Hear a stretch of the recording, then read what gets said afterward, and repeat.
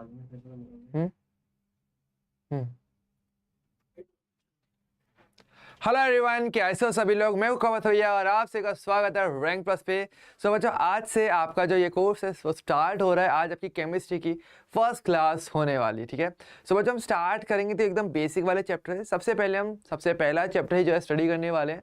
हम सबसे पहले पढ़ेंगे रसायन विज्ञान की कुछ मूल अवधारणाएं, ठीक है। तो हम यहाँ से जो है ओवरऑल अपना स्टार्ट करने वाले होंगे, ठीक है। सो देखो, एक बार ध्यान रखना कि स्टार्ट करने से पहले मैं आपको स्टार्टिंग में बता रहा हूँ कि देखो, कोई भी डाउट अगर आपको लगता है तो देखो उसको हमेशा क्लियर रखना है, ठीक है। हम आराम से पढ़ेंगे, डिटेल में पढ़ेंगे, भागने की ज़रूरत नहीं है बहुत ज़्यादा। आराम से पढ़ो, तरीके से पढ़ेंगे, ठीक है। यही नहीं कि हाँ कोई चीज़ मिस हो रही है, कोई भी चीज़ मिस नहीं होगी। हर एक चीज़ आपको कंप्लीट कवर करवाई जाएगी, ठीक है।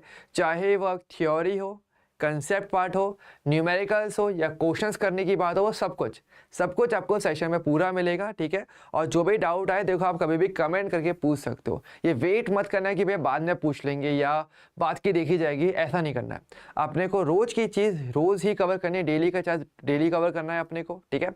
एंड डाउट्स क्लियर करते रहने हैं, क्योंकि देखो ये एक ऐसी चीज़ है कि अगर आपने वो अभी क्लियर नहीं की तो कहीं ना कहीं आगे जा करके आपके जो टॉपिक्स आएंगे वो आपको समझ में नहीं आएंगे। क्योंकि केमिस्ट्री एक ऐसा सब्जेक्ट है जो अपने आप में इंटरकनेक्टेड चलता है।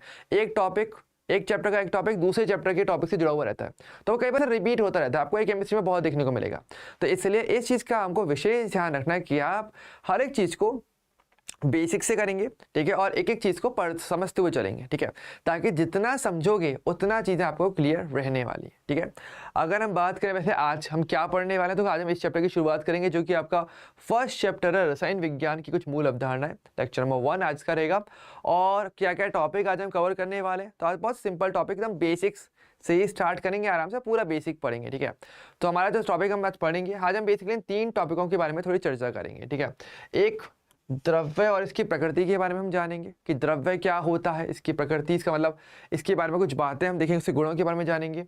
डाल्टन का परमाणु सिद्धांत, आज हम इसके बारे में जानेंगे। और एक अणु, परमाणु, तत्व या जो यौगिक है, इनके बारे में थोड़ा समझेंगे कि ये कौन सी चीज़ क्या होती है, किसको तत्व बोलते हैं, किसको अणु बोलते हैं, किसको परमाणु बोलना होता है। तो ये चीज़ जानना समझना बहुत ज़रूरी है। क्योंकि कई बार क्या होता है ना, ये केमिस्ट्री पढ़ना तो स्टार्ट कर दिया, लेकिन जो बेसिक वर्डिंग है अगर वही नहीं पता तो क्या केमिस्ट्री समझ पाओगे, तो नहीं समझ पाओगे। तो इसलिए हमें एकदम आराम से एक एक वर्ड को क्लियर करते हुए हमें आगे बढ़ना होगा, ठीक है। तो जितनी वर्ड्स आपके क्लियर रहेंगे ना केमिस्ट्री में, आपको उतना ज़्यादा अच्छे तरीके से समझ में आएगा। जैसे बोलते हैं, जैसे अगर आपको इंग्लिश सीखनी तो क्या बोलते हैं, डिक्शनरी, वोकेबलरी आपकी अच्छी होनी चाहिए। जितना अच्छा आपका शब्दकोश रहेगा उतनी अच्छी आप इंग्लिश में लाइंस बना पाओगे, ठीक है। क्योंकि अगेन वही वाली बात है कि जो शब्द होते हैं वो वाक्य नहीं होता, ठीक है, लेकिन शब्दों से वाक्य बनता है।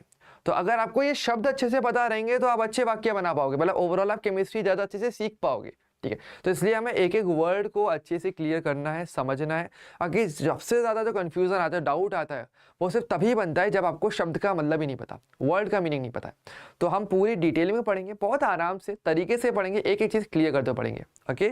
और कोई भी डाउट हो तो देखो आप मुझे कमेंट कर सकते हो, ओके। मैं लगातार आपके डाउट देख सकता हूँ यहाँ पे, तो कोई इशू नहीं है। आप कभी भी बीच में कमेंट कर देना, दैट्स इट, कि भैया ये चीज़ समझ में नहीं आई है, ओके। एंड जब मैं बोलूँ कि भाई क्लियर हुआ है या नहीं हुआ, तो इसके लिए प्लीज़ मुझे थम्स अप या क्लियर है ऐसा कुछ भी आप लिख सकते हो कमेंट करके, बताते रहना, ताकि मुझे पता रहे कि हाँ भाई आपको सब समझ में आ जा रहा है, ठीक है। तो चलिए शुरुआत करते हैं। सबसे पहले हम थोड़ा सा बात करते हैं द्रव्य के बारे में। देखो, द्रव्य के बारे में पहले थोड़ा चलो हम डिस्कस कर लेते हैं ना। तो देखो, थ्योरी भी इसमें रहेगी, स्लाइड्स में आपके पास थ्योरी भी मिलेगी और आपको साथ ही साथ पूरा रिटर्न कंटेंट आपको अच्छे से मिलेगा, ठीक है। तो आप short notes and long notes भी आप काफ़ी अच्छे तरीके से जाओ तो बना सकते हो, ठीक है। हालांकि मैं ज़रूर सलाह दूंगा कि आप नोट्स अच्छे से बनाइएगा, और अगर फॉर्मेट समझ में ना कैसे लिखना है तो उसके लिए भी यहाँ पे बताया गया, मैं क्लास में बताते हुए चलूंगा, उसको देखते हुए चलना, ठीक है। देखो, सबसे पहले हम थोड़ा सा शब्द लेकर चलते हैं जो कि हमारा सबसे पहला पार्ट है द्रव्य, ठीक है। इस चैप्टर में सबसे पहले इस शब्द के बारे में थोड़ा क्लियर होना चाहिए, ठीक है। द्रव्य क्या होता है, ठीक है। तो देखो, द्रव्य की अगर बात करेंगे, ये वर्ड आपने कहीं ना कहीं छोटी क्लासेस में पढ़ा हुआ है, ठीक है। हालांकि बहुत डिटेल में तो नहीं, पर हालांकि आज हम थोड़ा सा डिटेल में पढ़ेंगे, लेकिन द्रव्य शब्द आपने डायरेक्टली शायद नहीं पढ़ा हो। आपने पढ़ा होगा पदार्थ के बारे में, आपने वर्ड सुना होगा पदार्थ। तो देखो, पदार्थ जो वर्ड है, देखो छोटी क्लासेस में, यानी कि अगर हम बात करेंगे 9-10 क्लासेस की अगर बात करेंगे, और एक तरफ बात करेंगे जब आप 11th क्लास में आते हो, तो क्या होता है कि वही सेम चीज़ें होती हैं, लेकिन मैंने कि बोलने का तरीका थोड़ा सा मुश्किल हो जाता है, थोड़ा सा और साइंटिफिक वे में, थोड़ा वैज्ञानिक तरीके से हम बोलने की कोशिश करते हैं। तो पदार्थ सरल भाषा का शब्द हो गया, और द्रव्य हो गया हायर क्लास के अंदर, 11th क्लास के अंदर, ठीक है, या 12th क्लास में जब आप पहुंचते हो तो भी आप इसी वर्ड को लेकर चलते हो। तो ये थोड़ा सा एक अच्छा मीनिंग हो जाता है, पर दोनों एक ही चीज़ होती है, दोनों का मतलब एक ही है, द्रव्य बोलो या पदार्थ कह लो, एक ही बात है। अब पॉइंट ये कि भैया द्रव्य होगा क्या, पदार्थ क्या होगा, इसकी सही परिभाषा क्या होनी चाहिए। तो देखो हम ऐसा कहते हैं कि देखो कोई भी ऐसी वस्तु जिसके पास द्रव्यमान हो और जिसके पास आयतन पाया जाता है, वो आपका पदार्थ या द्रव्य के अंदर आता है, उसको द्रव्य या पदार्थ बोलते हो। यानी किसी भी द्रव्य या पदार्थ के लिए हम क्या बोलते हैं, दो चीजें उसके अंदर होना बहुत अनिवार्य है, ठीक है। एक तो उसके पास द्रव्यमान होना चाहिए, द्रव्यमान, जिसको आप इंग्लिश में क्या बोलते हो, मास, थोड़े थोड़े इंग्लिश वाले वर्ड भी लेकर चलेंगे, ठीक है। और एक जिसके पास क्या होता है, आपका आयतन होता है, यानी कि आपका वॉल्यूम, ठीक है। जिसके पास ये दोनों ही चीजें पाई जाएंगी, दोनों ही होना चाहिए, तो उसका पदार्थ द्रव्य यानी कि मैटर कहते हो, ठीक है, इसका बोलते हो मैटर। ओके, तो इनको आप क्या बोलते हो, मैटर बोलते हो, ठीक है। अब द्रव्यमान आयतन से मतलब क्या है, द्रव्यमान का मतलब तो आप सभी लोग जानते हो कि किसी भी वस्तु के अंदर जो द्रव्य यानी कि ओवरऑल जो मात्रा होती है, कणों की जो संख्या होती है, जो पदार्थ की मात्रा होती है, उसकी मात्रा को आप द्रव्यमान कहते हो, ठीक है। और जिसको नॉर्मली आप ऐसे ग्राम किलोग्राम में नापते हो, इसके हम थोड़ा डिस्कस करेंगे, ठीक है।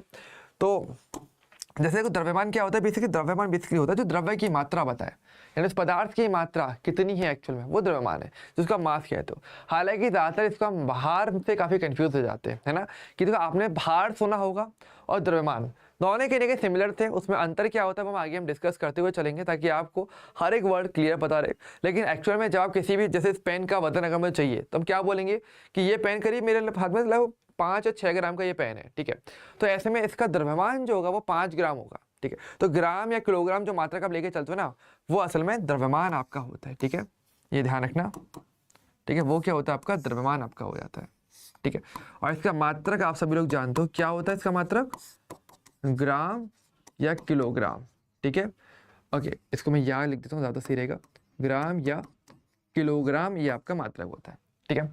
और आयतन क्या होता है, आयतन होता है बेसिकली किसी वस्तु द्वारा घेरा गया स्थान, ठीक है। आयतन क्या होता है, किसी वस्तु जितनी भी जगह घेरता है उस स्थान को बेसिकली आप आयतन कहते हो, है ना। तो जिसके पास ये दोनों ही चीजें वो द्रव्य या पदार्थ है। जैसे कि तो एग्जाम्पल की बात कर सकते हैं, कुछ एग्जाम्पल्स को लेकर चलते हैं। जैसे कि मान लो इस पेन की बात करते हैं, ये पेन अगर देखा जाए उसका कुछ ना कुछ वजन है, 5 ग्राम या 6 ग्राम इसका वजन होगा। और अगर मैं हाथ पे रख देता हूँ तो भाई यहाँ पर कुछ ना कुछ जगह तो घेर रहा है मेरे हाथ के ऊपर, है ना। तो ये क्या हो जाएगा, मेरे लिए पदार्थ हो जाएगा। अगर मैं अपने बालों की बात करूंगा तो मेरे बालों का भी वजन तो है, थोड़ा कम होगा, इस पेन की तुलना में कम होगा नो डाउट, लेकिन वजन तो होगा। और कुछ ना कुछ जगह मेरे सर पे घेर रहे हैं तभी दिख भी रहा है। हालांकि बात दिखने ना दिखने की भी नहीं है, सही कहे तो। अच्छा, जैसे कि पानी की बात करते हैं, है ना। अगर मान लीजिए जैसे चलो इस पानी की बोतल को ले लेते हैं, ठीक है, टेस्टिंग के तौर पे। तो यहाँ पर क्या देखो इसके अंदर पानी है, तो पानी का भी तो वजन होता है ना हमारे पास, कि भाई पानी है भाई, आराम से 1 लीटर की बोतल होगी तो भाई 1 kg करीब वजन इसका होगा। और भाई इस बोतल के अंदर जगह भी घेर रहा है, मतलब कि क्या हो जाएगा, ये भी आपके लिए एक द्रव्य, आपके लिए एक पदार्थ बन जाएगा पानी भी। अच्छा, पानी छोड़ो, इसके ऊपर देखो खाली जगह, ऊपर अगर आपको दिख नहीं रहा होगा पर यहाँ पे अंदर खाली जगह भी है, पूरा इतना पानी भरा हुआ लेकिन ऊपर इतनी जगह खाली है। तो क्या यहाँ पर क्या हुआ, यहाँ पर हमारे पास वायु के कण होंगे। तो वायु के कण भी तो देखा जाए तो वहां पर भी चाहे कण बहुत छोटा हो जाए लेकिन उसका भी कुछ ना कुछ वजन होता ही है। हाँ, मैं मानता हूँ कि ग्राम किलोग्राम वाली मशीन से डायरेक्टली नहीं नाप सकते, उसके लिए बहुत अच्छे यंत्रों की जरूरत पड़ेगी, लेकिन वहां पर आपके पास वो एक द्रव्यमान रखता है। और कण चाहे कितना ही छोटा हो, इस ओवरऑल आकाश के अंदर कुछ ना कुछ जगह तो वो घेरता ही है, तो वो भी क्या हो जाएगा, एक प्रकार से आपका एक द्रव्य हो जाएगा। अगर हम बात करेंगे सूर्य की बात करते हैं, चलो क्या सूर्य मेरे लिए कोई कण रहने वाला, मतलब क्या वो कोई द्रव्य रहने वाला है, बिल्कुल रहेगा। अगर सूर्य भले ही बहुत बड़ा हो जाए लेकिन बड़ा है तो वजन तो उसका वैसे भी है और बहुत ज्यादा आयतन भी घेरता है, तो दोनों चीजें हो गई, मतलब आपका द्रव्यमान आयतन रखता है, वो भी द्रव्य हो जाएगा। यानी कि दोनों ही चीजें होनी चाहिए, ओके, द्रव्यमान भी और आयतन भी, ठीक है, एक चीज। तो जैसे कुछ इसके बेसिक एग्जांपल्स को चलो लेके चलते हैं, जैसे कि आप यहाँ पे थोड़ा नोट्स में देख सकते हो। जैसे क्या हमारे पास कि कोई भी वस्तु जिसके में द्रव्यमान होता है और जो स्थान घेरती है, यानी जिसके पास क्या होता है हमारे पास आयतन, ओके, वो बेसिकली क्या होती है आपकी द्रव्य, उसको कहते हैं, ठीक है, बेसिक परिभाषा, जिसका पदार्थ भी कह सकते हो। एग्जाम्पल्स आप कोई भी देख सकते हो, बुक्स, पेन, केक, चाहे पानी की बोतल, चाहे उसके ऊपर की जो हवा है जो उसके अंदर थोड़ी सी रह जाती है, वो सब भी आपके लिए द्रव्य रह जाता है, वो सभी आपका द्रव्य होता है, ठीक है। तो यानी कि अगर देखा जाएगा तो द्रव्य में अगर देखा जाए एक सही वर्ड अगर मुझे लेकर चलना हो तो द्रव्य हम हर उस पदार्थ को कह सकते हैं, हर उस वस्तु को कह सकते हैं जिसके पास कण पाया जाता है, जो कणों से मिलकर बनता है, वो द्रव्य है, ठीक है। यानी द्रव्य को अगर मुझे बोलना हो तो मैं ऐसे भी कह सकता हूं, कैसे कह सकते हैं इसको हम, चलो इसको हम ऐसे कह सकते हैं, जो कणों से मिलकर बना है, जो जो कणों से मिलकर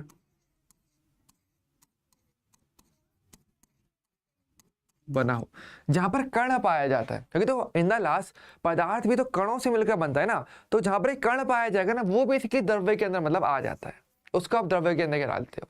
ठीक है, तो पहली चीज तो ये आती है। ठीक है, अब जैसे कि देखो यहाँ पर देखो, इसका मतलब क्या है कि हमारे पास जो अलग अलग पदार्थ की अवस्थाएं जो आप देखते हो, वो भी कहीं ना कहीं द्रव्य के अंदर, जैसे कि ठोस द्रव गैस की अगर बात करेंगे तो वो भी क्या एक तरीके से, वो ठोस पदार्थ, वो द्रव पदार्थ, वो गैस, हर कोई कण से मिलकर बनता है, तो यानी कि वो पदार्थ ही है, वो अलग अलग अवस्थाएं हो जाती हैं फिर, है ना। तो इसलिए द्रव हो जाए, चाहे वो आपकी गैस अवस्था हो जाए किसी चीज़ की, कोई भी गैस आ जाए रैंडमली, CO2 N2 O2 जो भी आप जानते हो, द्रव की बात कर लो, चाहे आप O2 चाहे आप H2O पानी ले लो, चाहे पेट्रोल ले लो, सब कुछ द्रव्य है। ठीक है, लेकिन क्या कोई ऐसी चीज़ भी है कि जो मतलब द्रव्य ना हो, मतलब प्रकृति में क्या कुछ ऐसा देखने को मिलता है जो कि द्रव्य नहीं होता है?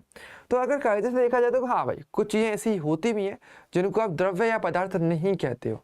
ठीक है, आगे कैसे कैसे हम कह सकते हैं, देखो अगर हम बात को मैं एग्जांपल दूं, जैसे कि जैसे आत्मा की बात करते हैं, चलो ठीक है, आत्मा, क्या आत्मा मेरे लिए द्रव्य होगा? आत्मा हमारे लिए द्रव्य नहीं हो सकता। क्यों? क्योंकि आत्मा के पास देखा जाए तो जैसे साइंटिफिकली देखा गया, लाइक ऐसा एक्सपेरिमेंट हुआ तो था जिसमें ये बोला गया था कि भाई आत्मा का भी कुछ ना कुछ वतन तो होता है, तो उसका द्रव्यमान है, लेकिन क्या आत्मा कोई जगह घेरती है? वो कोई जगह नहीं घेरती, तो इसलिए उसको आप द्रव्य नहीं मान सकते। अच्छा, अगर मैं आपसे बोला ऊष्मा, क्या ऊष्मा मेरे लिए द्रव्य है? नहीं, ऊष्मा अगर देखा जाए ना, ऊष्मा द्रव्य नहीं होती है, ऊष्मा ऊर्जा होती है। तो एक ही ध्यान रखना, ऊर्जा अलग चीज है और द्रव्य अलग चीज होती है। अगर हम ओवरऑल बात करें तो ऊर्जा और ऊष्मा अलग अलग होती है। ठीक है, तो जैसे कि अगर हम बात करेंगे हमारे पास, जैसे कि हवा की बात करेंगे तो हवा मेरे पास द्रव्य होगा। अगर हम बात करेंगे, लेकिन ऊष्मा की बात करेंगे, ऊष्मा जो है मेरे लिए द्रव्य नहीं होती है। अगर हम बात करेंगे मेरे पास प्रकाश की बात करेंगे तो प्रकाश भी मेरे लिए द्रव्य नहीं होता है। ठीक है, वो भी द्रव्य नहीं है। ठीक है, प्रकाश भी ऊर्जा हो जाती है। ठीक है, अगर मैं वाले में आपसे बात करता हूँ बिजली, यानी जो कि विद्युत होती है, वो द्रव्य होती नहीं होती, वो द्रव्य होती है। अगर हम बात करेंगे आग, तो आग भी मेरे लिए द्रव्य होती है। तो पता कैसे चल रहा है मतलब कि द्रव्य है नहीं है? तो हम बात करें कणों के आधार पे। ठीक है, कैसे कैसे देखो ध्यान से, कि पहली चीज तो क्या, तो प्रकाश और या ऊष्मा मेरे लिए द्रव्य क्यों नहीं हुए? क्योंकि वहां पे कण नहीं होता। तो ये है क्या? ये असल में होती है ऊर्जा। ठीक है, ये जो असल में दो चीजें आपको दिखाई है मैंने आपको, ये असल में ऊर्जा होती है। ओके, और ऊर्जा द्रव्य नहीं होता है, दोनों अलग अलग चीजें होती हैं। ठीक है, हालांकि हाँ, आपने एक समीकरण पढ़ा होगा, एक आइंस्टीन का एक समीकरण था जो कि ऊर्जा और द्रव्यमान के मध्य संबंध लगा देता है। कौन सा? आप सभी ने आइंस्टीन का एक समीकरण पढ़ा होगा, E = mc²। ठीक है, ये समीकरण काफी हेल्पफुल है। ये बेसिकली ऊर्जा और m यानी कि द्रव्य को जो बताता है, द्रव्यमान, उसके बीच का संबंध है। और c बेसिकली यहाँ पे प्रकाश का वेग होता है। ठीक है, ये बेसिकली क्या होता है आपका, प्रकाश का वेग आपका होता है। ठीक है, तो ऊर्जा और द्रव्यमान यानी कि द्रव्य के बीच का संबंध स्थापित करके देता है। तो दोनों मतलब अलग अलग चीजें हैं, आप एक दूसरे में बदल रहे हो, मतलब दोनों सेम नहीं है, दोनों अलग अलग होंगे तभी इंस्ट्रूमेंट को बदला जा रहा होगा, है ना। तो ये चीज आपका यहाँ पर आता है, ऊर्जा और द्रव्य। ठीक है, अलग अलग होता है। अब आप बोलोगे भैया कि यार चलो हवा समझ में आ गया, ठीक है, अगर आप बोलते कि चलो जल की बात करते हो, जल भी समझ में चलो आ गया, आपने बोला था जल, जल भी समझ में आ गया। अगर आप बोलोगे बर्फ, बोलोगे तो बर्फ भी चलो समझ में आ जाएगी, चलो वो भी आपका पदार्थ है। लेकिन ये बिजली या आग, ये कौन सी पदार्थ की अवस्था है ना? अगर पदार्थ है तो पदार्थ की अवस्थाएं होती हैं। तो देखो अगर देखा जाए सामान्य तौर पर तो पदार्थ की हम 3 अवस्थाएं पढ़ते हैं ना, आप ठोस पढ़ते हो, द्रव पढ़ते हो और गैस पढ़ते हो, है ना, जो कि हम नॉर्मल तौर पर पढ़ते हैं कि पदार्थ की 3 अवस्थाएं पाई जाती हैं। लेकिन असल में अगर देखा जाए तो इससे ज्यादा देखने को मिल रहा है, हमें थोड़ा ज्यादा पढ़ना है। नॉर्मल अगर चैप्टर के वाइज देखोगे, अगर आप एनसीईआरटी बुक फॉलो करते हो तो आपको देखने को मिलेगा कि पदार्थ की 3 अवस्थाएं बोली गई हैं, ठोस, द्रव, गैस। असल में कैसे परिवर्तित होती है, चलो ये भी समझो। देखो अगर हम बात करेंगे ठोस के लिए, आपको पता है जैसे ये क्या आपकी बर्फ है ना, ये तो बर्फ हो गया एक तरीके से, है ना। तो चलो यहाँ पे लेके चलते हैं, ये तो आपकी बर्फ है, ये द्रव हो गया पानी, और ये की जलवाष्प हो गई, जैसे आपके वाटर पेपर जलवाष्प यहाँ पे बन रही है। आपको पता है अगर किसी ठोस को अगर आप क्या करते हो, गर्म करते हो, ठीक है, ठोस को गर्म करोगे तो क्या होगा, वो द्रव में बदलेगा। द्रव को अगर मैं और अगर गर्म करता हूँ, ठीक है, तो ऐसे में क्या होता है, वो गैस बदलती है। ठीक है, लेकिन मान लो किसी गैस को भी गर्म किया जाए तब क्या होगा, सोच के देखो, अगर किसी गैस को गर्म कर दे तो क्या होगा, आप क्या बोलोगे, गैस और गर्म हो जाती है। लाइक ऐसा बहुत जोक चलता था कि ठोस को गर्म करोगे तो क्या होगा, वो द्रव बदलेगा, द्रव को गर्म करोगे गैस, गैस को गर्म करोगे तो वो गर्म हो जाएगी। अरे ऐसा नहीं होता है। जब किसी गैस को जब गर्म किया जाता है तो असल में होता क्या है, तो अगर एक छोटा सा आइडिया लेके चल रहा हूँ, आपको आइडिया होगा कि गैस भी अगर देखा जाए तो आपको अगर सोच के देखो तो वो भी तो परमाणु और अणु से मिलकर बनती है ना। ऐसा O2 गैस है, N2 गैस है, जलवाष्प क्या है, H2O जो कि गैस अवस्था में है। तो अगर उसको गर्म करेंगे तो क्या होगा, वो गैस के कारण टूट जाता है और टूट करके वो आयन में बदल जाता है। तो जब किसी गैस को और गर्म करते हो तो क्या होता है, गैस बेसिकली क्या होती है, वो आयनित हो जाती है। ठीक है, वो क्या होती है आपकी आयनित अवस्था, यानी कि अभी गैस आयन में बदल जाती है। और इस आयनित अवस्था को एक अवस्था बोला जाता है, इसको बोलते हो प्लाज्मा, जो कि पदार्थ की चौथी अवस्था कही जाती है, ये प्लाज्मा होता है। ठीक है, तो जब आप बोलते हो ना आग, आग बेसिकली, आग बोल लो या बिजली बोल लो, ये बेसिकली आपकी प्लाज्मा अवस्था होती है। ठीक है, एटसेट्रा। कैसे हो रही है ध्यान से देखो, हमारे पास क्या होता है जब आग कर दो, आग का मतलब क्या होता है, आपने किसी चीज को गर्म किया, आपने तापमान बहुत अधिक बढ़ा दिया, इतना तापमान कि जो गैस होगी आसपास की वो उसके कण आयनों में बदल जाएंगे। और आपने देखा होगा जैसे कई बार आपको चमक दिखती है आपके आग के अंदर, वो चमक क्यों आती है, क्योंकि आयन जो होते हैं वो चमक देते हैं। ठीक है, उनकी प्रकृति होती है, वो चमक उत्पन्न करते हैं। ठीक है, जिस कारण से आपको चमक देखने को मिलती है, तो वो आग होती है। बिजली में भी अगर देखा जाए, विद्युत की अगर बात करेंगे जो आपके पास आती है, वहां पर भी क्या होता है, आपको पता है जो रॉड होती है, जैसे अगर ट्यूबलाइट की बात करेंगे उसके अंदर गैस भरी हुई रहती है, अक्रिय गैस, आर्गन आपने सुना होगा भरी हुई रहती है, नियॉन लैंप आप सुने होंगे, वहां पर नियॉन गैस भरी होती है। तो वहां पर क्या होता है, जैसे बहुत अधिक विद्युत देंगे तो क्या होगा, जैसे बिजली दी जाती है, जब आप ऊर्जा दे तो क्या होता है, अंदर की गैस आयनित हो जाएगी और वह आयन की वजह से वहां पर चमक उत्पन्न होती है। तो ये इसका रीजन होता है, जो कि आपको ये रोशनी दिखती है, तो वो आपकी प्लाज्मा अवस्था होती है। ठीक है, लेकिन आपको पता है कि अगर टेम्परेचर कम करूंगा तो क्या होगा, उल्टा होना शुरू हो जाएगा। यहाँ पे टेम्परेचर हमें हिसाब से कम करना पड़ता है। ठीक है, ये ध्यान रखना बस। तो देखो, अगर मैं इसको ठंडा करता हूं तो गैस उल्टा जाएंगे ना प्रक्रम में, हालांकि एज इट इज नहीं मिलेगी, पर एक आइडिया लेके चल रहे हैं। अगर गैस को आप ठंडा करते हो, आपको पता है क्या मिलता है, गैस को ठंडा करेंगे तो आपको द्रव मिल जाता है। अब जलवाष्प को ठंडा करोगे तो क्या, द्रव मिल जाता है, पानी मिल जाता है।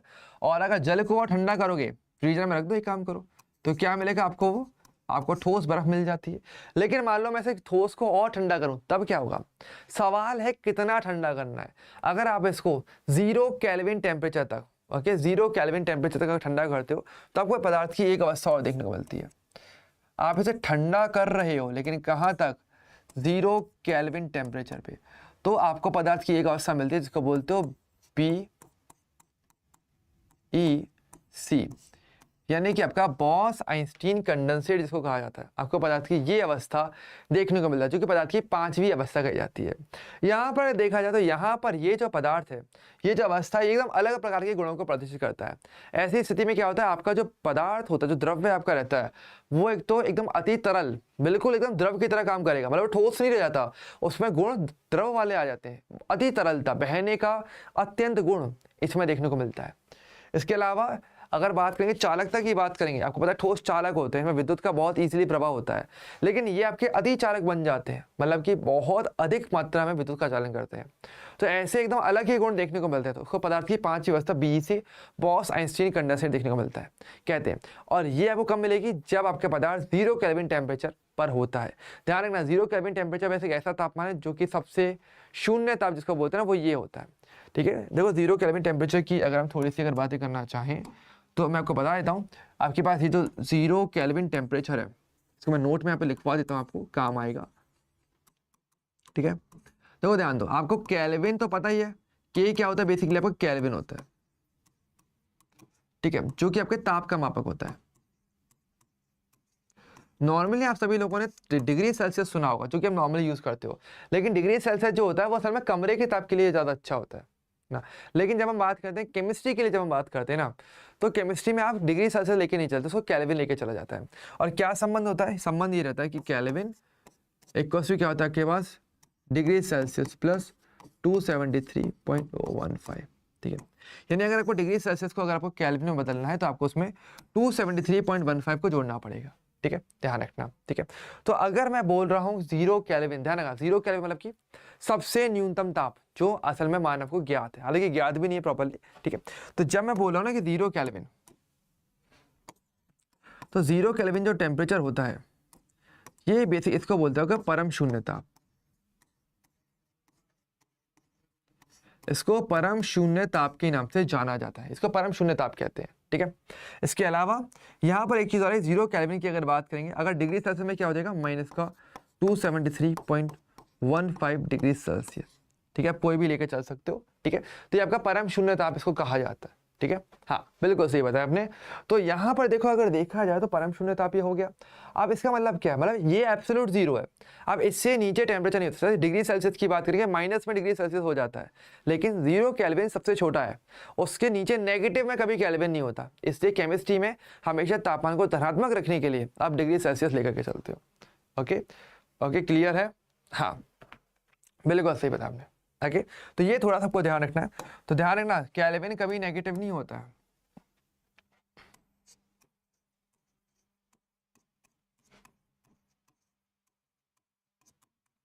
ठीक है। और अगर तापमान की अगर कैलकुलेशन करनी है तो तापमान को कभी नेगेटिव लेके चलने का मतलब नहीं बनता, इसलिए हमेशा केल्विन का मात्रक हमेशा यूज में लिया जाता है बजाय डिग्री सेल्सियस की। तो ये इसका रीजन भी रहता है, ठीक है। अच्छा एक बात ध्यान रखना, वैसे आप चाहो तो इस तरीके से हम नोट्स बना सकते हो जैसे कि मैंने बना, देखो तो देखो नोट्स ऐसे बनाओ आराम से, ज़्यादा अच्छे तरीके से साफ साफ लिखो, क्लियर नोट्स बनाओ। कुछ साइड की चीज़ें उनको साइड में रखो, और कुछ बातें ऐसी भी होंगी जो शायद जैसे मैंने बोली हैं पर शायद मैंने ना लिखी हूँ, पर कोई बात नहीं है, आप उसको खुद से ऐसे बॉक्स में बना बना के साइड में से लिख सकते हो, ताकि पेज में खाली जगह तो नोट्स अच्छे से बनाना। ओके जितने अच्छे नोट्स बनाओगे ना रिवीजन करते टाइम आपको उतना ही ज़्यादा फायदा मिलता है। ओके वही ना कि नोट्स के सारा खेल आप लास्ट में रिवीजन करोगे तो नोट्स पे डिपेंड करोगे, पूरी वीडियो शायद आप रिकॉर्डेड वापस पूरा ना देख पाओ, ठीक है, क्योंकि टाइम लगता है उसी में, लेकिन नोट्स को आप जल्दी जल्दी पलट सकते हो। तो इसलिए नोट्स बनाओ तो अच्छे बनाना। ओके क्लियर है? तो पहली चीज तो ये आता है। तो अगर हम देखा जाए तो बी चीज आपको क्या मिलता है, 0 केल्विन पे देखने को मिलता है, ठीक है। तो ये हमारे 5 ही अवस्था होती है। हालांकि एनसीईआरटी में हम जानते हैं हमारे पदार्थ की 3 अवस्थाएं जिक्र में दी गई हैं, ठीक है। अब देखो अगर देखा जाए तो पदार्थ की 3 अवस्थाओं में कुछ बातें भी आती हैं। क्या क्या बातें हैं देखो समझो, देखो तो इसको हम थोड़ा सा और अच्छे तरीके से समझते हैं। देखो अगर हम बात करें ठोस द्रव गैस के लिए, तो असल में देखो होता है क्या, एक बेसिक आइडिया जो हम लेकर के चलते हैं, चलो उस पर थोड़ा सा डिस्कस करते हैं, और चलो इस पर भी लेकर चलते हैं। पहले थोड़ा बचपन वाला देखते हैं कि आपने जो छोटी क्लास में पढ़ा है। ठोस बेसिकली हम किसको कहते हैं, देखो ठोस हमारे पास क्या होता है, जिनके पास अगर हम बात करें तो इसका थोड़ा सा टेबल से चलो हम इस प्रकार से बना लेते हैं।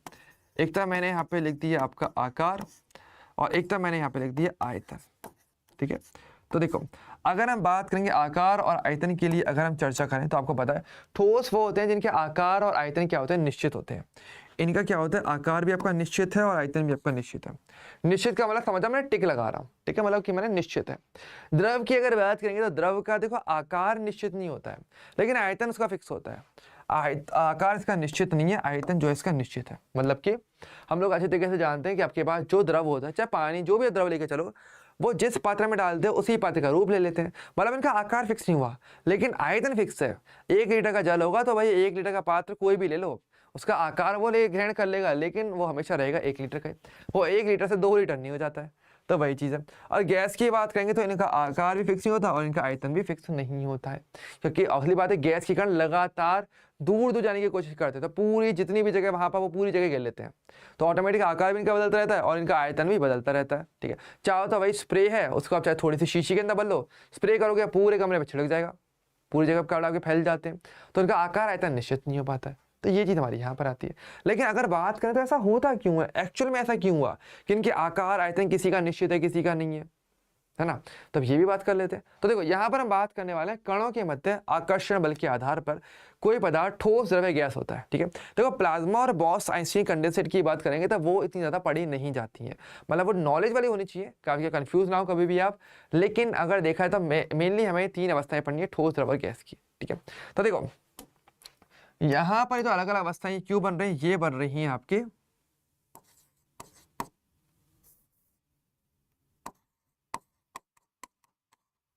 चलो एक काम करते हैं, इसको हम अलग से लिख लेते हैं थोड़ा सा। ये आपकी बात होती है कणों के मध्य आकर्षण बल के आधार पर।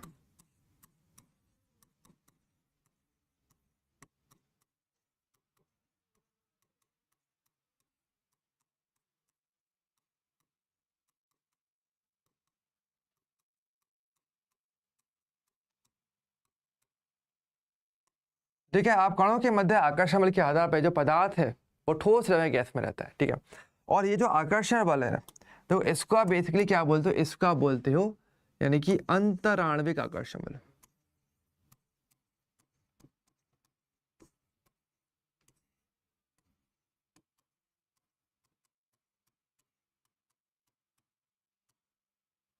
इसको आप बेसिकली अंतराण्विक आकर्षण बल कहते हो।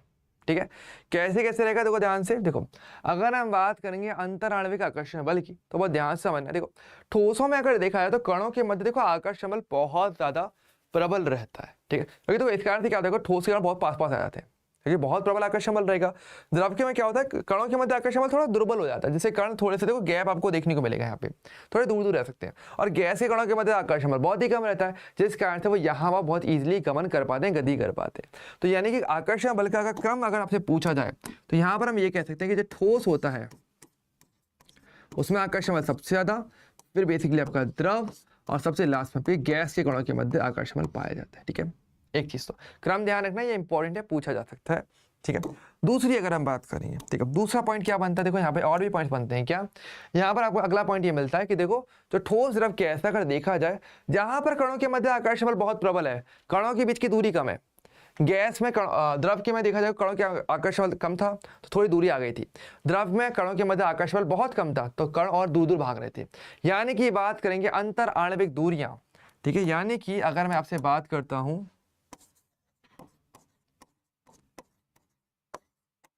अंतराण्विक दूरी की अगर बात की जाएगी, ठीक है, यानी कि कणों के मध्य दूरी, इसका मतलब क्या होता है, कणों के मध्य दूरी।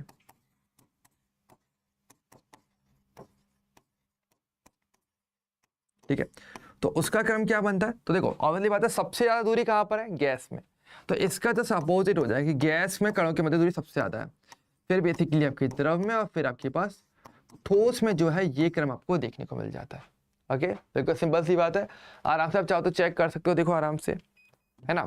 तो देखो भाई यही चीज मीनिंग निकल रहा है हमारे पास, है ना। अभी देखो ये चीजें पूछी जाती हैं एग्जाम के अंदर। ठीक है, अच्छा ठोसों में अगर बात करेंगे तो एक बात और भी है, ध्यान रखना कि जो ठोस होते हैं ना वो द्रव या गैस से थोड़ा सा अलग होते हैं। क्यों, अगर देखो ठोसों में अगर देखा जाए हमें क्या बताया, इनके आकार आयतन निश्चित होते हैं।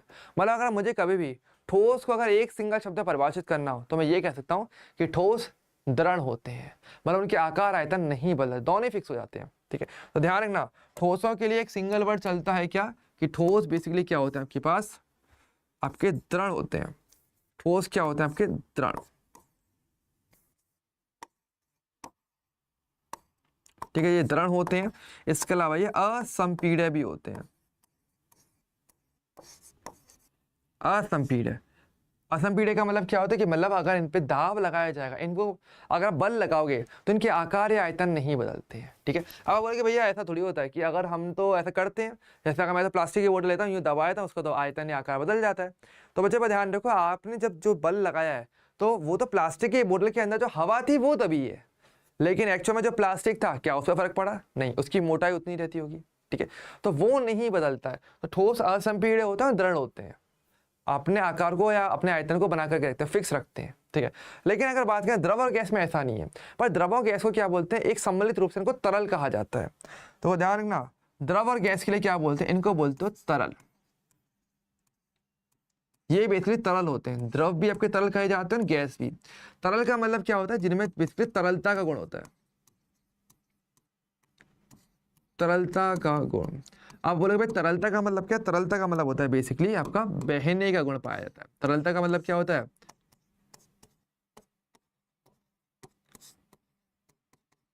बहने का गुण।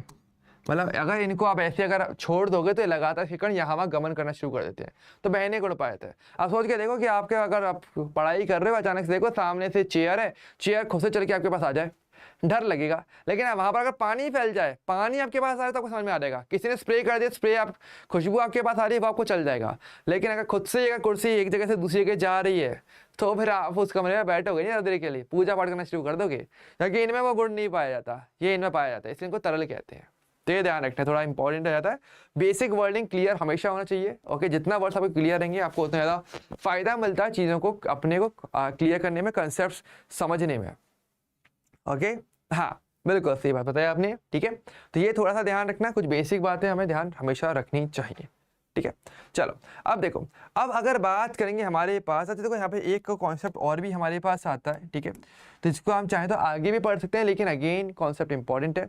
एक छोटा सा कॉन्सेप्ट हमारे पास और भी आता है, ठीक है, वो आता है आपका एंट्रोपी का एक गुण और भी। अब ये आप नॉर्मली जल्दी नहीं पढ़ते हो, लेकिन हाँ आप रैंक प्लस में पढ़ रहे हो तो आपको हर एक चीज़ पता होगी बहुत डिटेल में। एंट्रोपी जिसको आप कैपिटल एस से प्रदर्शित करते हो, ये क्या होता है, ये बेसिकली होता है आपके पास अव्यवस्था की माप।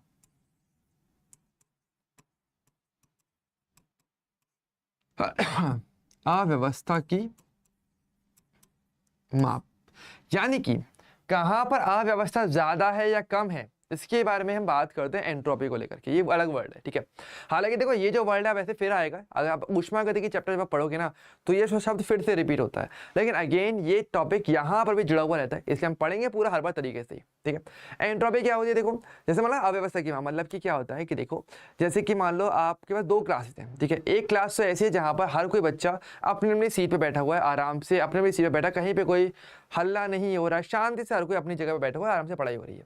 एक आप ऐसी क्लास में गए जहाँ पे मतलब कोई बच्चा कहीं पे बैठा हुआ है, 1-2 बच्चे की सीट बैठ सकते हैं, वहाँ पे 4 बैठे हुए हैं, कोई कहीं है, कोई अपनी सीट पर ही नहीं है, कोई कहीं भाग रहा है, तो आप क्या बोलोगे, कहाँ पर ज़्यादा व्यवस्था है, आपको देख बोलोगे कि पहली वाली क्लास में जहाँ सभी बच्चे अच्छे से बैठे हुए थे वहाँ पे काफ़ी व्यवस्था है, लेकिन दूसरी वाली क्लास में तो भाई बहुत ज़्यादा अव्यवस्था हो रही है, बिल्कुल व्यवस्था ही नहीं है। तो अगर मैं बोला अव्यवस्था ज़्यादा कहाँ पर है, दूसरी वाली क्लास में, वहाँ पे बहुत ज़्यादा डिसअरेंजमेंट है, कुछ भी ऑर्डर में नहीं है, डिसऑर्डरनेस है ना। तो आप ये बोलोगे कि दूसरे वाली क्लास की एंट्रोपी ज़्यादा है, मतलब एंट्रोपी अव्यवस्था को बताती है, जहां पर ज्यादा अव्यवस्था वहां पर ज्यादा एंट्रोपी होती है, सिंपल सी बात है, ठीक है। तो ये थोड़ा ध्यान रखना। तो यहाँ पर हम ये कहते हैं कि ये इसके समानुपाती भी होता है, मतलब अगर ये बढ़ेगा ना एंट्रोपी, अव्यवस्था बढ़ेगी तो एंट्रोपी भी आपके लिए बढ़ती है, ठीक है। तो चलो ऐसे में अगर मैं आपसे पूछूं कि अगर मैं आपसे बोलूं कि अगर मैं आपसे कहूं कि ठोस, द्रव, गैस, इसमें अगर आपको पूछा जाए कि सबसे ज्यादा एंट्रोपी फिर कहाँ देखने को मिलेगी, ठोस में, द्रव में कि गैस में, तो क्या लगता है आपको। देखो वही वाली बात है कि देखो अगर कणों के मध्य आकर्षण बल ज्यादा अच्छा है तो कण एक जगह पर चिपक के बैठे रहेंगे, कहीं जाएंगे नहीं, लेकिन अगर कणों के मध्य आकर्षण बल अगर कम हो गया तो वाली बात है वो कहीं पर भी रेंडमली गमन करेंगे, अव्यवस्था वहां पर ज्यादा देखने को मिलती है, कण कहीं भी भाग रहे होते हैं, राइट। तो ऐसे में अगर देखा जाए तो बहुत सिंपल सी बात है, ये इसका सही क्रम बनेगा, ठीक है। ये आपके एग्जाम में इजीली आ सकता है बहुत अच्छी तरीके से, ठीक है, क्योंकि ये वाला टॉपिक ज़्यादातर लोग इसे जोड़ के नहीं पढ़ते हैं, पर ऊष्मागतिकी के अंदर भी देखा जाएगा तो आप इसी आधार पर इन चीज़ों को समझते हो। इवन काफ़ी सारी रासायनिक अभिक्रियाओं के अंदर भी एंट्रोपी का क्रम पूछा जाता है कि अभिकारक में ज़्यादा एंट्रोपी है, उत्पाद में ज़्यादा एंट्रोपी है, जो हम आगे देखेंगे धीरे धीरे करके, लेकिन ये बात ध्यान रखना, ठीक है। तो एंट्रोपी अव्यवस्था की मापक होती है और पदार्थ की अवस्थाओं के बीच में भी आप एंट्रोपी की गणना कर सकते हो ठोस, द्रव्य, गैस के लिए। ओके, क्लियर है। अब बात है गैस के गुणों के मध्य आकर्षण बल कम है, रैंडम यहीं भागेंगे तो एंट्रोपी ज़्यादा होनी ही होनी है, फिर द्रव और ठोस में तो सबसे कम एंट्रोपी हमारे लिए हो जाती है, ठीक है। तो ये वाला पार्ट पहले हमारा यहाँ पर आता है, ठीक है। पर सबसे पहले मुझे कमेंट करके बता दो यहाँ तक का पार्ट क्लियर है कि नहीं है। टॉपिक काफ़ी अच्छा है, एक बार थोड़ा सा देख लो, मैं हल्का सा साइड में हट जाता हूँ। ओके,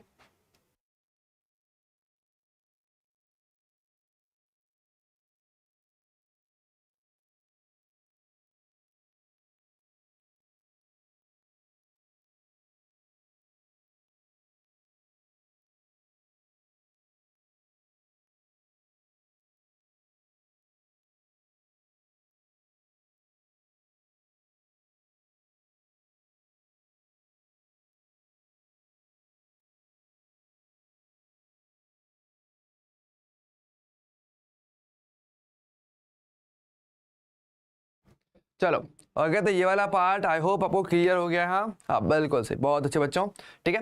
तो देखो अब यहाँ पे हमारे पास क्या आता है, अब देखो एक चीज़ आपने नोटिस की थी कि जैसे आपको पता है कि जैसे मैं इनको गर्म कर रहा था तो पदार्थ अपनी अवस्थाएं बदल रहा है, यानी गर्म करने का मतलब क्या है, तापमान में परिवर्तन, यानी अगर तापमान में अगर परिवर्तन किया जाता है तो पदार्थ अपनी अवस्थाओं को बदलता है, ठीक है। तो असल में सिर्फ तापमान नहीं, एक घटक और भी आता है, बोलता है दाब, प्रेशर भी इफेक्ट डालता है आपके अवस्था परिवर्तन पे, काफ़ी ज़्यादा इफेक्ट पड़ता है, ठीक है। तो अगर देखा जाए, अगर कभी भी पदार्थ की अवस्था अगर आपको बदलनी है तो आपके लिए बेसिकली आपको दो कारक ध्यान रखने, तापमान और दाब। ये दो ऐसे कारक हैं जो हर ना होने वाली अभिक्रिया को भी संपन्न करवा सकते हैं। अगर आप सही टेम्परेचर देते हो, सही प्रेशर देते हो, तो आप सब कुछ करवा सकते हो। इस लायक आज के टाइम पे अगर से बोलो कि यार अगर आप सही रुपया खर्च करोगे एक तरीके से, तो आपका सब कुछ हो जाता है, मतलब सारे काम हो जाते हैं। सैड न्यूज़ पर ऐसे ही होता है काफ़ी हद तक, ठीक है, लेकिन हम उसमें जाना नहीं है। पर पॉइंट ये कि यहाँ पे हमारे लिए जो रिश्वत वाला काम करते हैं वो तापमान और दाब करते हैं। अगर आप सही टेम्परेचर दोगे, सही प्रेशर दोगे, तो रिएक्शन हो जाती है, और कई बार अगर नहीं दोगे सही से तो रिएक्शन नहीं भी होती। तो आज के टाइम पे रिश्वत की जगह पर हम यहाँ पे केमिस्ट्री के अंदर तापमान और दाब की बात करते हैं, ठीक है। तो देखिए, तो बहुत ध्यान से आपको देखना है। तो देखिए, तो हमारे पास अगर देखा तो यहाँ पे लिखा है द्रव्य की अवस्था में परिवर्तन कब होता है? तापमान और दाब की परिस्थितियों में परिवर्तन द्वारा द्रव्य की तीनों अवस्थाओं को एक दूसरे में परिवर्तित किया जा सकता है, ठीक है। कैसे कैसे परिवर्तित करते हैं वो हम देखेंगे, क्योंकि तो ये इंपॉर्टेंट है जानना, रीजन क्योंकि यहाँ से आपके पास फिर क्वेश्चन आपके पास बन जाता है जेई के अंदर। जेई मेन में बनेगा, इजी पार्ट है, तो जेई मेन में क्वेश्चन यहाँ से बन सकता है। कैसे? देखो ध्यान से कि आपके पदार्थ के तीन अवस्था ठोस, द्रव्य, गैसों को आप परिवर्तन करोगे तो भाई हर एक प्रक्रम का एक नाम होता है, वो नाम आपसे पूछा जा सकता है, ठीक है। जैसे कि देखो, अब देखो ये चार्ट मैंने बनाया हुआ है आपके लिए, काफी अच्छा, बहुत ही सिंपल चार्ट है, बहुत इजीली याद रख सकते हो, ठीक है। यहाँ पर देखो पदार्थ की मैंने तीनों अवस्था दिखाई है। बर्फ बेसिकली आपकी ठोस अवस्था प्रदर्शित कर रहा है, पानी का ग्लास यानी कि जो जल है वो आपकी द्रव अवस्था, और ये जो बादल जो जल वाष्प से बना है ये आपकी गैस अवस्था को परिवर्तित कर रहा है, प्रदर्शित कर रहा है। तो यहाँ पर क्या होगा, आपको बस एरो की डायरेक्शन देखनी है और आपको ऑटोमेटिक परिभाषा याद हो जाएंगी। 6 परिभाषा आप एक बार में याद कर चुके होंगे। कैसे? देखो, अगर ठोस को जब वो द्रव में बदलता है तो प्रक्रम क्या होता है, उसको संगलन कहते हैं। संगलन कह दो, या फिर आप इसको गलन भी कह सकते हो, एक ही बात रहती है। गलन मतलब गलना, मतलब क्या? गलना, गलन कह लो, गलना कह लो, संगलन कह लो, एक ही बात है, ठीक है। दूसरा, अगर मान लो उल्टा चले तो, क्योंकि देखो अगर ठोस द्रव में जाए तो द्रव भी तो ठोस में जा सकता है ना, तो उसके लिए प्रक्रम को आप जमना बोलते हो। और एक्चुअल बात सही भी है, फ्रीजिंग यही तो बोलते, जमना, कि आपका पानी जम गया और ठोस में बदल गया, तो आप प्रक्रम का नाम ही बोल रहे होते हो, ठीक है। अच्छा, अगर द्रव को अगर गैस में बदलोगे तो देखो प्रक्रम क्या? एरो की डायरेक्शन वाष्पीकरण। और अगर गैस का वापस द्रव में बदलने को बोलते हैं संघनन, इसको संघनन बोला जाता है, ठीक है। कि जब गैस वापस आपकी द्रव में बदलती है तो उसका संघनन की प्रक्रिया बोलते हैं, ठीक है। इंग्लिश में बोलते हैं कंडेंसेशन, ठीक है। वाष्पीकरण मतलब कि आपका इवेपोरेशन आपका होता ही है, ठीक है। ठोस का डायरेक्ट गैस में बदलना कहलाता है ऊर्ध्वपातन, और ये थोड़ा इंपॉर्टेंट है, मैं बताऊंगा कहां पर आएगा, एक जगह और आएगा ये। और गैस का वापस ठोस में बदलना कहलाता है निक्षेपण, डिपोजिशन जिसको आप कहते हो, ठीक है। तो ये आपके अलग अलग प्रक्रम होते हैं, ठीक है। अच्छा, ऊर्ध्वपातन देखो, बताओ ना, आपको एक बात बताता हूं, वैसे ये वाला है ना आपके एग्जाम में आया था, ओके। आपका नहीं मेरा एग्जैक्टली, पर नीट का एग्जाम हुआ था 2024 का जो अभी हुआ था, उसमें असल में ये क्वेश्चन आया था। बहुत इजी क्वेश्चन आया था, क्योंकि ये जो प्रक्रम है ना, ये ठोसों के शुद्धिकरण में भी काफी यूज में आता है। जो मैं यहाँ पे लिखवा देता हूँ थोड़ा सा, यहाँ पे मैं लिख देता हूँ ठोसों का शुद्धिकरण, या ये बेसिकली हम बोल सकते हैं कि शुद्धिकरण का एक प्रक्रम भी है। ये बेसिकली शुद्धिकरण का एक प्रक्रम भी आपका हो जाता है। और ये आपको कहाँ देखने को मिलता है?